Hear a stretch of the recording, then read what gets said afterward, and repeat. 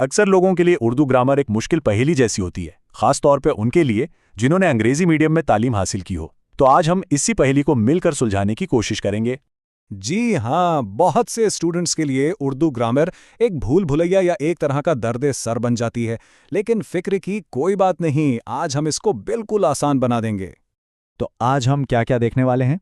सबसे पहले हम ये जानेंगे कि ग्रामर सीखना ज़रूरी क्यों है। फिर हम बिल्कुल बुनियाद से शुरू करेंगे, हुरूफ, फिर अल्फाज और जुमले, और आखिर में हम इस मशहूर मुअम्मे को हल करेंगे कि उर्दू के अज्जाए कलाम कहाँ हैं। चलें तो शुरू करते हैं और सबसे पहले ये समझते हैं कि आखिर ये ग्रामर है क्या चीज़।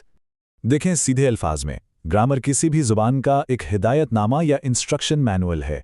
यह हमें बताता है कि अल्फाज को कैसे इस्तेमाल करना है ताकि बात का सही मतलब समझ में आए, छोटे छोटे लफ्ज़ों से लेकर पूरे पूरे जुमले बनाने तक।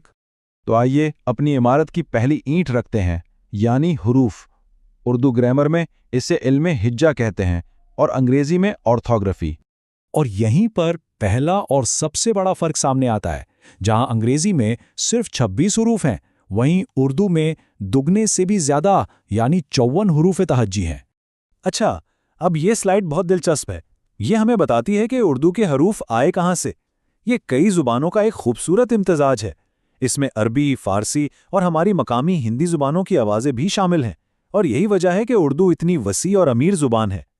ठीक है, जब हुरूफ समझ में आ गए तो अब इन हुरूफ को जोड़कर अगला कदम उठाते हैं, और वो है अल्फाज बनाने का। इस इल्म को इल्म सर्फ या मॉर्फोलॉजी कहते हैं। तो इसका मतलब क्या हुआ? इसका मतलब ये है कि इल्म सर्फ में हम ये सीखते हैं कि अल्फाज बनते कैसे हैं और एक ही लफ्ज़ से नए नए माने वाले दूसरे अल्फाज कैसे बनाए जा सकते हैं। यहाँ एक बेहतरीन मिसाल है। देखें, एक बुनियादी लफ्ज़ है किताब। इसी से हमने मकतबा यानी लाइब्रेरी बना लिया, और इसी से कातिब यानी लिखने वाला भी बना लिया। कितना शानदार निज़ाम है ना? और ये बिल्कुल अंग्रेजी की तरह है। जैसे वहाँ प्रीफिक्स और सफिक्स होते हैं, वैसे ही उर्दू में साबके और लाहके होते हैं।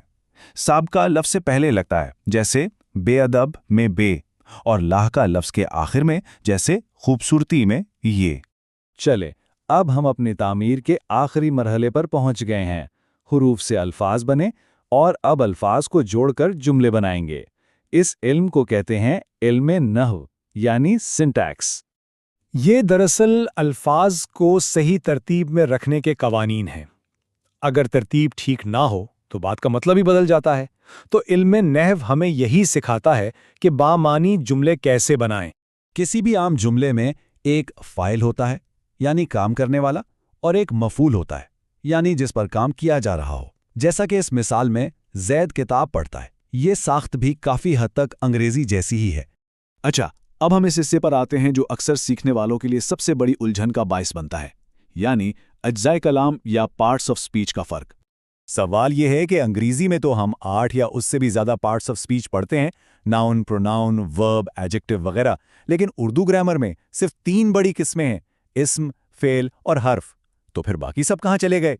तो इस मुअम्मे का हल बहुत ही आसान और दिलचस्प है। वो कहीं गायब नहीं हुए, वो सब उर्दू ग्रामर में मौजूद हैं, बस उन्हें इन 3 बड़ी कैटेगरीज के अंदर रखा गया है। जैसे आप देख सकते हैं, एडजेक्टिव और प्रोनाउन दोनों इस्म की किस्में हैं, और कंजंक्शन और इंटरजेक्शन हर्फ की किस्में हैं। तो हासिल कलाम यह है कि उर्दू ग्रामर ज़्यादा मुश्किल नहीं है, बस उसकी तंजीम, उसका सिस्टम थोड़ा मुख्तलिफ है। जो कॉन्सेप्ट्स अंग्रेजी ग्रामर में हैं वो सब यहाँ भी मौजूद हैं, बस उनको एक नए निज़ाम के तहत समझने की ज़रूरत है। तो अब जब ये बुनियादी खाका हमारे सामने है, तो ज़ुबान के और कौन से ऐसे मुअम्मे हैं जिन्हें हम मिलकर हल कर सकते हैं? जब ग्रामर को इस तरह तामीर के मराहिल के तौर पर देखा जाए तो ये एक बोझ नहीं बल्कि एक दिलचस्प चैलेंज बन जाता है।